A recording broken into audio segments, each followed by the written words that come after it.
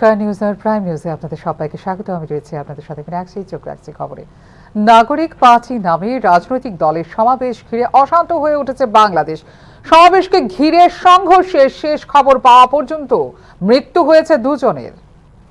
বাংলাদেশের গোপালগঞ্জে জাতীয় নাগরিক পার্টির সমাবেশ ঘিরে সংঘর্ষ ও সহিংসতায় নিহত হয়েছেন দুইজন।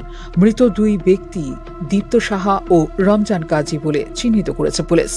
গুলিবিদ্ধ অবস্থায় আরও ১৩ জনকে গোপালগঞ্জ জেনারেল হাসপাতালে ভর্তি করা হয়েছে বলে জানিয়েছে পুলিশ। সমাবেশ শেষ হতেই একদল ব্যক্তি লাঠিসোঁটা নিয়ে হামলা চালায় নেতাকর্মীদের উপর। পরিস্থিতি নিয়ন্ত্রণে সাউন্ড গ্রেনেড ও ফাঁকা গুলি ছোড়ে পুলিশ ও সেনাবাহিনী বলে জানিয়েছে প্রত্যক্ষদর্শীরা। কেন পাচ্ছি না, এটা জাতির বিবেকের কাছে আমাদের প্রশ্ন রইল। তবে একটা কথা আমরা জানিয়ে দিতে চাই, জুলাইয়ের বিপ্লবীরা যে বিপ্লবীরা এদেশ থেকে স্বৈরাচারী ফ্যাসিস্ট হাসিনাকে তাড়িয়েছে, তারা প্রয়োজনে মারা যাবে কিন্তু নত হবে না। তাদেরকে মেরে ফেলতে পারবে কিন্তু থামিয়ে দিতে পারবে না। আমাদের শেষ রক্তবিন্দু থাকা পর্যন্ত আমরা লড়াই করে যাব। আমরা এদেশের মানুষের অধিকার, এই গোপালগঞ্জের অধিকার আমরা আদায় করেই ছাড়বো। আমরা আপনাদের কাছে আহ্বান জানাই, দেশবাসীর কাছে এই বার্তা পৌঁছে দিন যে আসলে আমরা আসিছিলাম, আমাদের নাহিদ ভাই ঘোষণা করেছে। বেলা 1:45 দিকে সমাবেশস্থলে ঢুকে মঞ্চে ভাঙচুর চালায়, ব্যানার ছিঁড়ে ফেলে হামলাকারীরা। পুলিশ সদস্যরা মঞ্চ ছেড়ে ঢুকে পড়েন আদালত চত্বরে। পরে ঘটনাস্থলে যান জেলা police super Mizanur Rahman. Police ও এনসিপি নেতা কর্মীরা ধাওয়া দিলে পিছু হাঁটে হামলাকারীরা। এরপর এনসিপির কেন্দ্রীয় নেতারা সমাবেশ করেন। সমাবেশ শেষে ফেরার পথে আবারও হয় হামলা। পরিস্থিতি নিয়ন্ত্রণে অভিযান চালায় পুলিশ ও সেনাবাহিনী। এদিকে গোপালগঞ্জে জাতীয় নাগরিক পার্টির সমাবেশ এবং হামলার ঘটনায় অতিমাত্রায় সতর্ক হয়ে উঠেছে বাংলাদেশ সেনাবাহিনী এবং পুলিশ। এক্ষেত্রে গোপালগঞ্জে বুধবার রাত 8টা থেকে বৃহস্পতিবার বিকেল 6টা পর্যন্ত জারি করা হয়েছে curfew. Bureau report, news now. এদিকে রবীন্দ্রনাথ ঠাকুরের পর এবার ভাঙা হলো সত্যজিৎ রায়ের পৈতৃক বাড়ি। প্রেক্ষিতের সিদ্ধান্ত পুনর্বিবেচনার জন্য বাংলাদেশ সরকারকে প্রতিবাদ বার্তায় জানালো নতুন দিল্লি। একের পর এক ঐতিহ্যবাহী ভবন আক্রান্ত বাংলাদেশে। কিছুদিন আগে সিরাজগঞ্জের কবিগুরু রবীন্দ্রনাথ ঠাকুরের কাছারি বাড়িতে ভাঙচুরের ঘটনা ঘটে বাংলাদেশে। এবার তাদের নিশানায় উপেন্দ্র কিশোর রায় চৌধুরীর পৈতৃক বাড়ি। সুকুমার রায় থেকে সত্যজিৎ রায়ের স্মৃতি ধন্য হলো এই বাড়ি। হালে সেই বাড়িটি ভেঙে ফেলার কাজ শুরু করেছে মোহাম্মদ ইউনূস নেতৃত্বাধীন অন্তর্বর্তীকালীন সরকার। ময়মনসিংহ শিশু একাডেমি হিসেবে ব্যবহার করা হতো জেলা সদর শহরের হরিকিশোর রায় রোডের প্রাচীন ওই বাড়ি। 2007 সালের পর থেকে আর বাড়িটির কোনো ব্যবহার হয়নি। পরিত্যক্ত বাড়িটি ভেঙে তাই বহুতল ভবন নির্মাণের পরিকল্পনায় কাজ শুরু করেছে শিশু একাডেমি, জানিয়ে দানা বেঁধেছে বিতর্ক। 1989 সালে তৎকালীন সেনা শাসক হুসেন মোহাম্মদ এরশাদের সময় ওই ভবনটি ব্যবহার শুরু করেছিল শিশু একাডেমি। প্রথম আলোয় প্রকাশিত প্রতিবেদনে দাবি 2007-এর পর থেকে অব্যবহৃত অবস্থায় পড়েছিল বাড়িটি। বাংলাদেশের সংবাদপত্র দ্য ডেইলি স্টার এবং প্রথম আলো উভয়ে প্রকাশ করেছে বাড়ি ভাঙার এই খবর। তারপর এই বিষয়টি নিয়ে উদ্বেগ প্রকাশ করে বাংলাদেশ সরকারকে বিশেষ বার্তা দিয়েছে ভারত সরকারও। বাংলাদেশের ময়মনসিংহে প্রখ্যাত চলচ্চিত্র নির্মাতা ও সাহিত্যিক সত্যজিৎ রায়ের ঠাকুরদা এবং বিশিষ্ট সাহিত্যিক উপেন্দ্র কিশোর রায় চৌধুরীর পৈতৃক বাড়ি ভেঙে ফেলা হচ্ছে। কিন্তু বাংলার সাংস্কৃতিক নবজাগরণের প্রতীক এই বাড়িটি ঐতিহাসিক ঐতিহ্যের কথা বিবেচনা করে সিদ্ধান্ত পুনর্বিবেচনা করা হোক বলে এক বার্তায় বাংলাদেশ সরকারকে জানিয়েছে ভারতের বিদেশ মন্ত্রক। এই ভবন সাহিত্যের জাদুঘর এবং ভারত ও বাংলাদেশের অভিন্ন সংস্কৃতির প্রতীক। তাই এটির প্রয়োজনীয় মেরামতির কাজ করে পুনর্নির্মাণ করা হোক বলেও বার্তা দিয়েছে নতুন দিল্লি। অর্থাৎ সত্যজিৎ রায়ের স্মৃতি ঘেরা এই ভবনটিকে বাঁচাতে সাহায্যের হাত বাড়ানোর আশ্বাস দিয়েছে ভারতও। প্রাচীন স্থাপনটি ভাঙার খবরে সামাজিক যোগাযোগ মাধ্যমে অসন্তোষ প্রকাশ করে পোস্ট করেছেন অনেকে। রায় পরিবারের ঐতিহাসিক বাড়ি এটি। প্রত্নতাত্ত্বিক নিদর্শন হিসেবে বাড়িটি এখনো তালিকাভুক্ত না হলেও সত্যজিৎ রায়ের বংশের বাড়ি হিসেবে শতবর্ষের প্রাচীন বাড়ি ছিল এটি। জরিপে এসব স্থাপনা প্রত্নতাত্ত্বিক নিদর্শন হিসেবে তালিকাভুক্ত হতে পারে। সে কারণে বাড়িটি ভাঙা সম্পর্কে শিশু একাডেমির কাছে তথ্য চেয়ে আবেদন করেছে বাংলাদেশের বিভিন্ন সংগঠন। হরিকিশোর রায় ছিলেন কিশোরগঞ্জের কুঠিয়াদি উপজেলার মুসোয়া জমিদার বাড়ির জমিদার।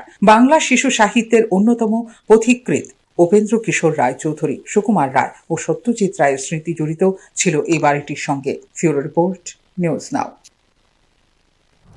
জাতীয় সড়কের কাজ পর্যবেক্ষণের জন্য টিম পাঠিয়েছে কেন্দ্রীয় সরকার। এক্ষেত্রে বৃষ্টির মধ্যে কোনো কাজ হবে না বলে জানিয়েছেন মুখ্যমন্ত্রী ডাক্তার মানিক সাহা। মুক্তধারা প্রেক্ষাগৃহে অফার বিতরণ কর্মসূচিতে এই কথাই জানিয়েছেন মুখ্যমন্ত্রী। জুলাইয়ের দ্বিতীয় সপ্তাহ পার হয়ে গেলেও এখনো পর্যন্ত ঘোষণা হলো না ত্রিপুরা প্রদেশ বিজেপি সভাপতির নাম। সভাপতি পদে নির্বাচন হবে নাকি কেন্দ্রীয় নেতৃত্বের নির্দেশে কাউকে সভাপতি বলে ঘোষণা করা হবে তা নিয়ে প্রশ্ন দলের কর্মী সমর্থকদের। ইতিপূর্বে সভাপতি নির্বাচনে ঘোষণা দেওয়ার কয়েক ঘন্টার মধ্যে তা স্থগিত করার পর দলের প্রদেশ সভাপতি নির্বাচন বিষয়ে মুখে কুলুপ মেটেছে ত্রিপুরা প্রদেশ বিজেপি নেতৃত্ব। স্বাভাবিকভাবেই দলীয় কর্মীদের মধ্যে এ নিয়ে ক্রমশ বাড়ছে জল্পনা কল্পনা। দলের প্রদেশ সভাপতি কে হতে পারেন এই নিয়ে ক্রমশ দীর্ঘ থেকে দীর্ঘায়িত হচ্ছে নামের তালিকা।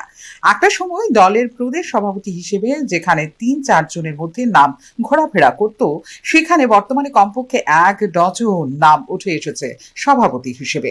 প্রকৃতপক্ষে রেসের ঘোড়ার মতোই সভাপতি হিসেবে এক এক সময় এক এক জনের নাম চলে আসছে সামনের সারিতে। দিন যত গড়াচ্ছে সভাপতি নিয়ে যেমন বাড়ছে জল্পনা কল্পনা, তেমনি অপরদিকে সভাপতি হিসেবে কারণ নাম ঘোষণা করাটা চ্যালেঞ্জিং হয়ে দাঁড়াচ্ছে বিজেপি কেন্দ্রীয় নেতৃত্বের কাছেও। এদিকে ত্রিপুরা প্রদেশ বিজেপি সভাপতি পদে নির্বাচন হওয়ার মতো আর কোনো সম্ভাবনা নেই বলেই মনে করছেন রাজনৈতিক বিশ্লেষক মহল। হাতে একেবারে অল্প সময়, তার মধ্যে সর্বভারতীয় সভাপতির নাম ঘোষণার আগে সারতে হবে রাজ্যের সভাপতি নির্বাচন প্রক্রিয়া। তাই নির্বাচনের বদলে কেন্দ্রীয় নেতৃত্বের নির্দেশে সভাপতি পদে কাউকে মনোনীত করা হবে তা মোটামুটি নিশ্চিত রাজনৈতিক বিশ্লেষকরা। অপরদিকে ২১শে জুলাই সংসদে বর্ষাকালীন অধিবেশন শুরুর আগে বিজেপির নতুন রাষ্ট্রীয় সভাপতি নির্বাচন এক প্রকার অসম্ভব বলে নিউজ নাওকে জানিয়েছেন ভারতীয় জনতা পার্টির দিল্লির কেন্দ্রীয় নেতৃত্ব। বিজেপির সর্বভারতীয় সভাপতি হিসেবে জেপি নাড্ডার মেয়াদ শেষ হয়েছে ২০২৪ সালের জুন মাসে। বর্তমানে বর্ধিত মেয়াদে রয়েছেন তিনি। একই সাথে কেন্দ্রীয় সরকারের একজন মন্ত্রীও হলেন জেপি নাড্ডা। সেই কারণে আপাতত সংসদের বর্ষাকালীন অধিবেশনের পরেই দলের সর্বভারতীয় সভাপতি বিষয়ে পরবর্তী পদক্ষেপ নেবে ভারতীয় জনতা পার্টি। উল্লেখ করা যেতে পারে, দলের গঠনতন্ত্র অনুসারে বিজেপি সভাপতির মেয়াদ হয়ে থাকে ৩ বছর। দুবারের বেশি দলীয় সভাপতি হতে পারবেন না একজন ব্যক্তি। তার উপরে রয়েছে এক ব্যক্তি এক পদের বিধানও। তবে বর্তমানে জাতীয় এবং রাজ্যের সর্বশেষ রাজনৈতিক প্রেক্ষাপটে বিভিন্ন প্রদেশ সভাপতি এবং দলের সর্বভারতীয় সভাপতি নির্বাচনের ক্ষেত্রে রাষ্ট্রীয় স্বয়ংসেবক সংঘের যথেষ্ট ভূমিকা থাকবে বলে মনে করছেন রাজনৈতিক বিচারক মহল। সার্বিক পরিস্থিতিতে দলের ত্রিপুরা প্রদেশ সভাপতি হিসেবে কার নাম ঘোষণা দেবেন দিল্লির কেন্দ্রীয় নেতৃত্ব তা নিয়ে এখন রাজ্য রাজনীতিতে চলছে জোর জল্পনা। ফিউরো রিপোর্ট, নিউজ নাও। প্রদেশ সভাপতি হিসেবে দলের একাধিক প্রার্থী থাকায় শেষ পর্যন্ত নির্বাচনের বদলে মনোনীত প্রার্থীর নাম ঘোষণা দেবে বিজেপি কেন্দ্রীয় নেতৃত্ব। এক্ষেত্রে আসন্ন সংসদের বর্ষাকালীন অধিবেশনের পরেই হতে পারে ত্রিপুরা প্রদেশ বিজেপি সভাপতির নাম ঘোষণা।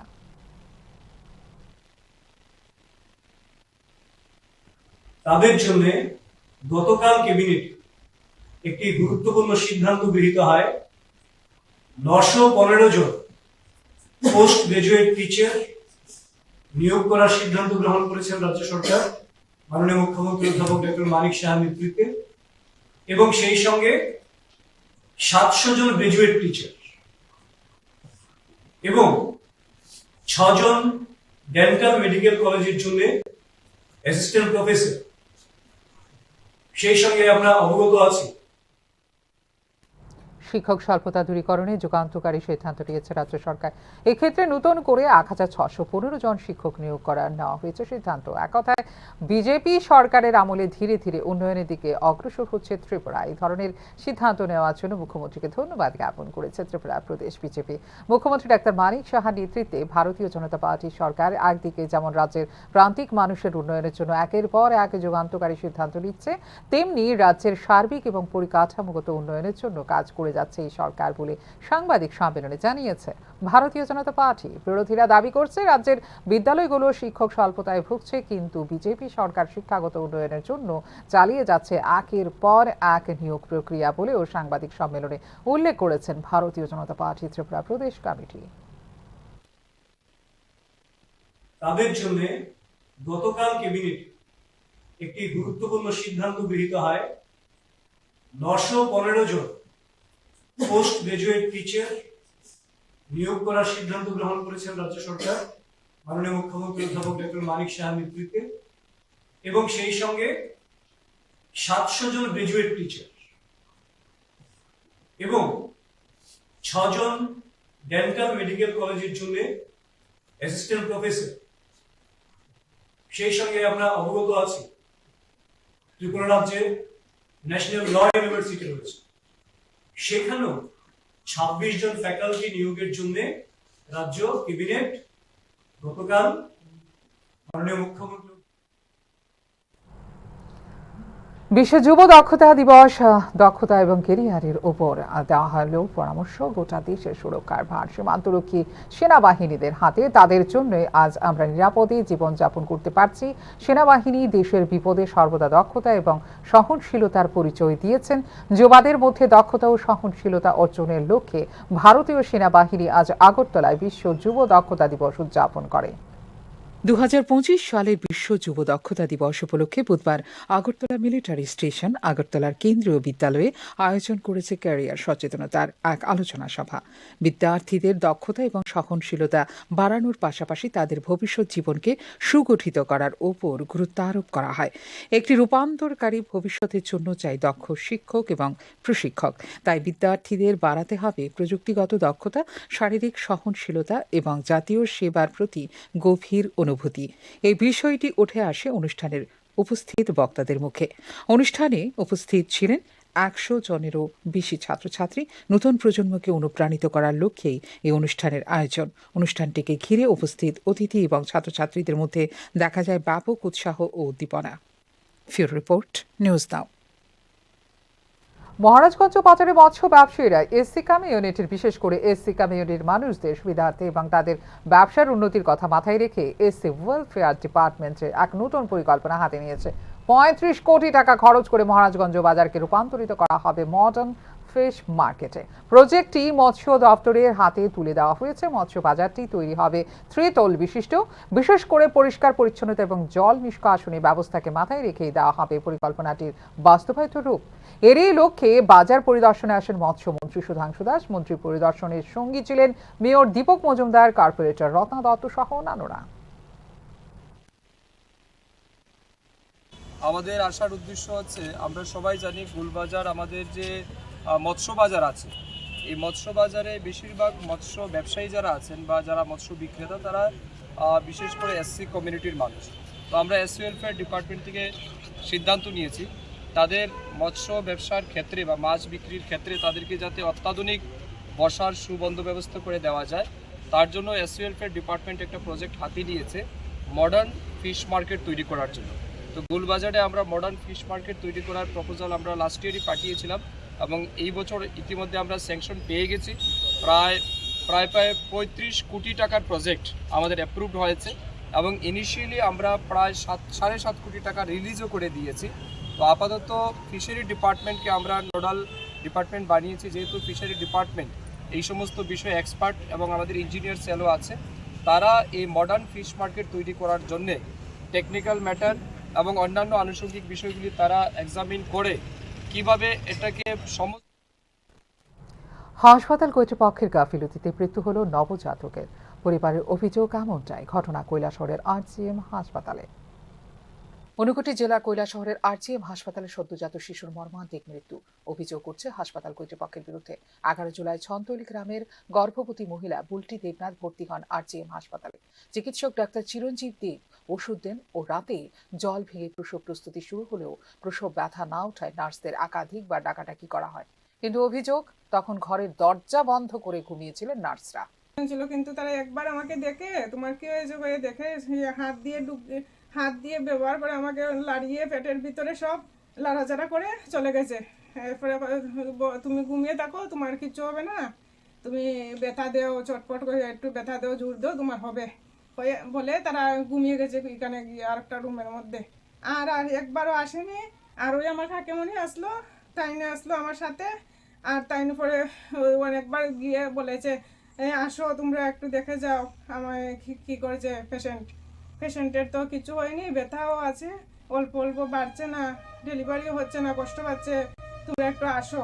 তারাও আসেনি। আর ওই অন্য একজন নার্স ছিল, নার্স না অন্য একজন জিডি না কি চিনি না, তিনি এসেছিলেন আমার কাছে, এসে আমাকে দেখে চলে যায়। ডাক্তারও আসেনি একবারও। যদি ওই চিরঞ্জীব ডক্টর আমার কাছে আসতেন তাহলে আমার ওই সুন্দর একটা বাচ্চা ছেলে এটা বেঁচে যেত। আর ডেলিভারির পর্যন্ত আমার একবার এসে দেখেন। পরিস্থিতি বেগতিক দেখে জিডিএ কর্মীকে পরিবারের পক্ষ থেকে ডাক দিলে তিনি আসেন এবং নিজ উদ্যোগে প্রসব করান। অতিরিক্ত বল প্রয়োগে সকাল 5টায় শিশুটি জন্ম নিলেও সে ছিল নিথর। একজন কর্তব্যরত চিকিৎসক দৈপায়ন পালকে ডাকলে তিনি শিশু ও তার মাকে রেখে শিশুটিকে দ্রুত যে কোনো বেসরকারি হাসপাতালের আইসিইউতে নিয়ে যাওয়ার পরামর্শ দেন। কিন্তু একটি বেসরকারি হাসপাতালের আইসিইউতে নিয়ে গেলেও প্রাণ বাঁচানো সম্ভব হয়নি শিশুটি।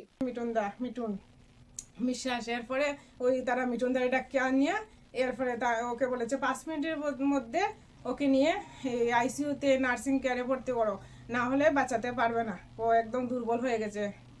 আর ওই তারপরে হাজব্যান্ড আইসিইউতে নিয়ে বাচ্চাকে নিয়ে গেছে। তারপরে মানে কিছু সময় থেকে বাচ্চাটা মারা গেছে। ওই যদি ডক্টর চিরঞ্জীব দেব যদি থাকতেন আমার সাথে বা ডেলিভারির সময়ও যদি থাকতেন তাহলে হয়তো আমার সুন্দর ছেলেটা বাঁচত। সুন্দর, একদম সুন্দর, কোনো খুঁত নাই, নিখুঁত ছেলে আমার সুন্দর, কোনো ইয়ে নাই। তারা মুড়াইয়া কাটিয়ে কাঞ্চি দিয়া পেটের মধ্যে এটা মারিয়া এরপরে বার করছে। এই ঘটনার পরেও আরজিএম মহকুমা হাসপাতাল কর্তৃপক্ষ দায় স্বীকার না করে বৈঠক করে বিষয়টি ধামাচাপা দিতে তৎপর হয়েছে বলে অভিযোগ সংশ্লিষ্ট পরিবারের। এক্ষেত্রে অবিলম্বে প্রশাসনের হস্তক্ষেপ দাবি করছেন শিশুটির পরিবার। ফিউরো রিপোর্ট, নিউজ নাও। বুধবার বিশালগড় মোটর স্ট্যান্ড সংলগ্ন এলাকায় স্মার্ট পয়েন্টে এনফোর্সমেন্ট ডিপার্টমেন্টের হানা।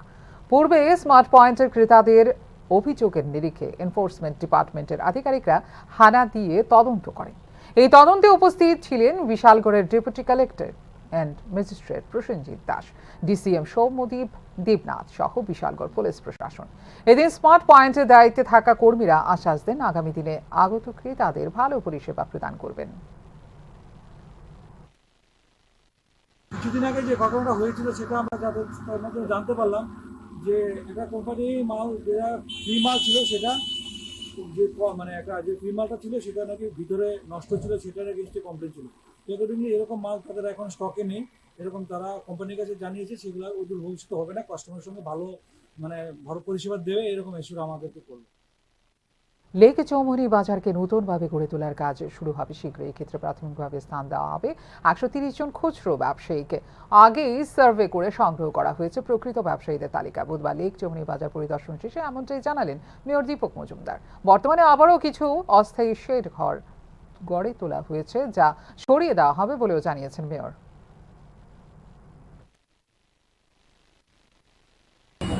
এখানে প্রায় 125-30 জনকে আমরা ব্যবস্থা করতে পারবো সাময়িকভাবে। তো যারা যারা ব্যবসা করতেন তাদের আমাদের কাছে লিস্ট আছে, ইচ্ছেগুলি নতুন করে লিস্ট তৈরি করা যাবে না এখন।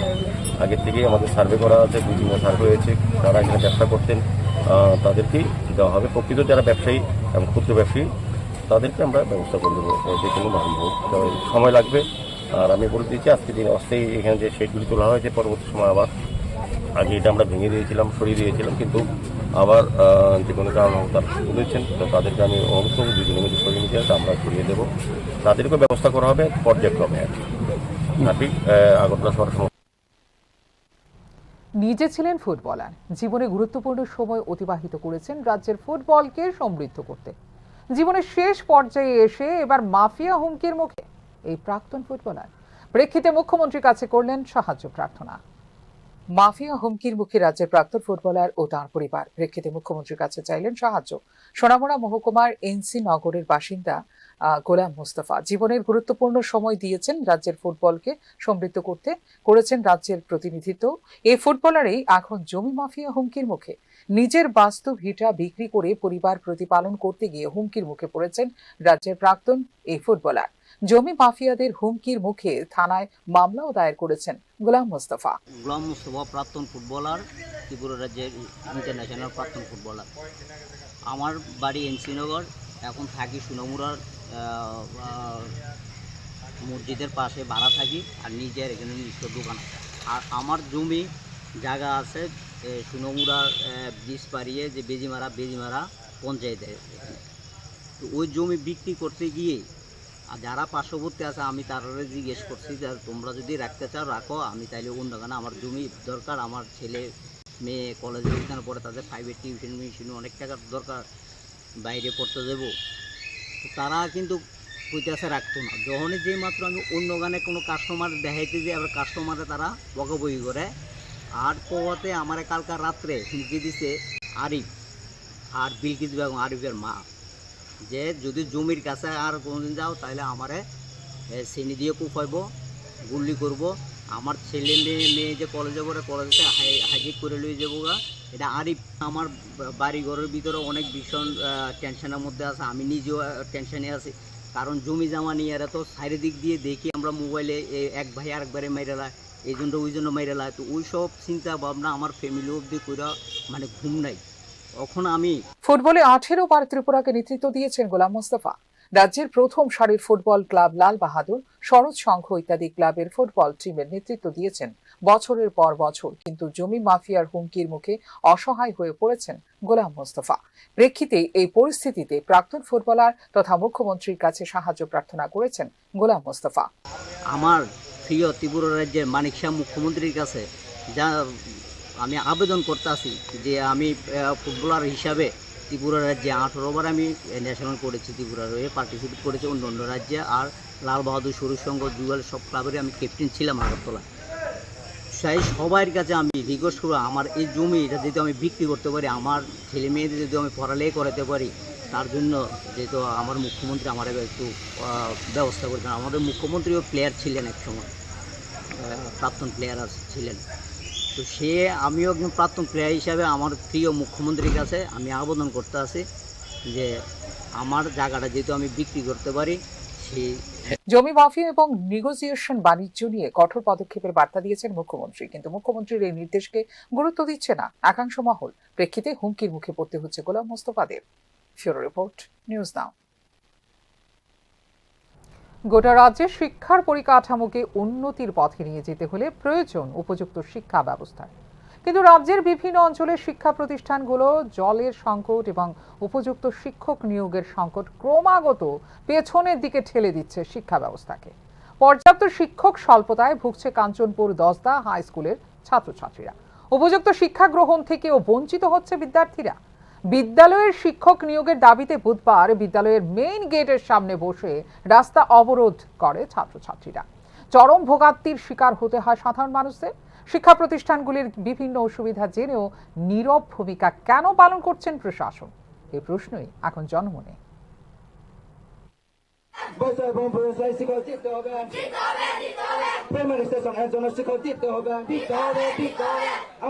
আমাদের বিদ্যালয়ে আরো সাইকেল দিতে হবে।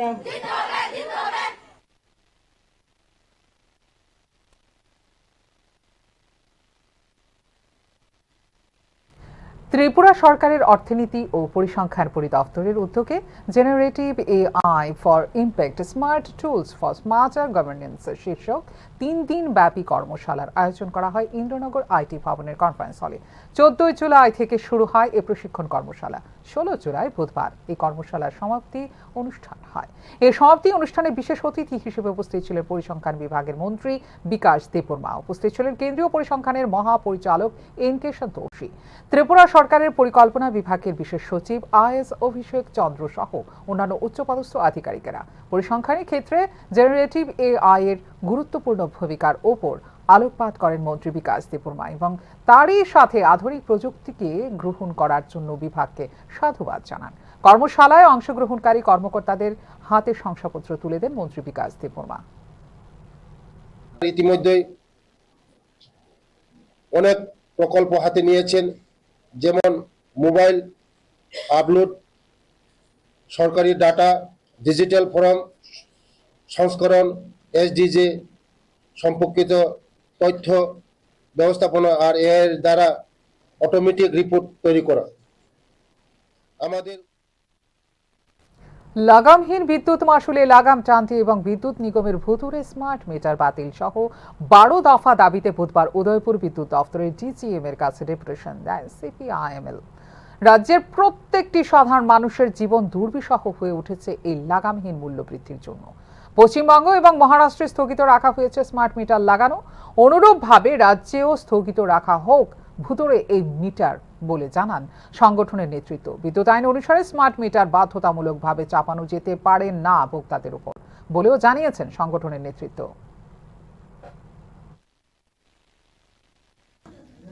হ্যাঁ, বিশেষত মধ্যবিত্ত, নিম্ন মধ্যবিত্ত, শ্রমিক এবং দরিদ্রতম মানুষ তাদের জীবনে যে বিপর্যয় নেমে এসেছে, হ্যাঁ, যে স্মার্ট মিটার, তার উচ্চমাত্রার বিল, এবং দেখা যাইতেছে যে সন্দেহজনক বিল, বারংবার বিল আইতেছে, ঠিক আছে, এগুলো মানুষের জীবনে একটা চরম বিপর্যয়। এবং বিশেষত যে বিদ্যুৎ মাশুল, বিভিন্ন চার্জগুলি যেভাবে বৃদ্ধি করা হয়েছে, এবং গত জুন মাস থেকে যেটা এফেক্ট দেওয়া হয়েছে যে ফুয়েল চার্জ এবং সানরিজ বলে, হ্যাঁ, তো এনার্জি চার্জ, ফুয়েল চার্জ, এই বিষয়টা কি? হ্যাঁ, তো এগুলো তো মানুষের অষ্টার্জিত অর্থ লুণ্ঠন করার। বুধবার সোনামুড়ায় 5 দফা দাবিতে 2 ঘন্টার গণঅবস্থানে বসেন জিওয়াইএফআই সোনামুড়া কমিটির প্রতিনিধিরা। মহকুমায় পিআরটিসি প্রদানের ক্ষেত্রে হয়রানি বন্ধ করা, জন্ম মৃত্যু সার্টিফিকেট প্রদানে প্রশাসনিক হয়রানি বন্ধ করা, আধার আপডেট নিয়মিতভাবে করা, নতুন রেশন কার্ড পাওয়ার ক্ষেত্রে দপ্তরের গাফিলতি দূর করা এবং বিবাহ নিবন্ধন সার্টিফিকেট প্রদানে জটিলতা দূর করা প্রমুখ দাবিগুলোর ভিত্তিতে জিওয়াইএফআই সংগঠনের উদ্যোগে ত্রিপুরা কর্মচারী সমন্বয় কমিটি সোনামুড়া বিভাগীয় অফিসের সামনে সংগঠিত হয় এই গণ অবস্থান কর্মসূচি। উপস্থিত থেকে ডিওয়াইএফআই বিভাগীয় সম্পাদক ইন্দ্রজিৎ সাহা বলেন, দাবিগুলি পূরণে যথোপযুক্ত ব্যবস্থা গ্রহণ না করা হলে আগামী দিনে বৃহত্তর আন্দোলনের ডাক দেওয়া হবে। পরবর্তী সময়ে গণ অবস্থান থেকে 7 জনের এক প্রতিনিধি দল সোনামুড়া মহকুমা শাসক রাজুদেবের হাতে দাবি সনদ তুলে দেন এবং দাবিগুলির বিষয়ে বিস্তারিত আলোচনা করেন। আমাদের প্রায় পিআরটিসির পাওয়ার ক্ষেত্রে জনগণ, নতুন প্রজন্মের ছাত্র বন্ধু তার পিআরটিসির জন্য সে বিভিন্ন কলেজে ভর্তি হতে পারছে না, এই পিআরটিসির জন্য আবেদন করছেন। এরকম আমাদের মহকুমা শাসক অফিসে হাজার হাজার পিআরটিসির আবেদন ঝুলে রয়েছে, কিন্তু সেখানে এই শাসক দপ্তরের যে অফিস, এই অফিস থেকে জনগণ পিআরটিসির পেতে দারুণভাবে ভোগান্তির শিকার হচ্ছেন, প্রতিদিন হয়রানির শিকার হচ্ছেন। এই ব্যবস্থা দূর করে জনগণকে যাতে সঠিকভাবে পিআরটিসি প্রদান করা হয় এবং সঠিক সময়ে দ্রুততার সাথে যাতে কাজটা করা হয়, তার জন্য আমরা আবেদন করছি। আমরা আমাদের এই আজকের এই গণ অবস্থানের মধ্যে আমাদের দাবি রয়েছে যে বিভিন্ন এখনকার মতো এই মুহূর্তে সংবাদ এই পর্যন্ত। অন্যান্য আপডেটস দেখার জন্য অবশ্যই নজর রাখতে হবে নিউজ নাওয়ার পর্দায়। নমস্কার, শুভরাত্রি।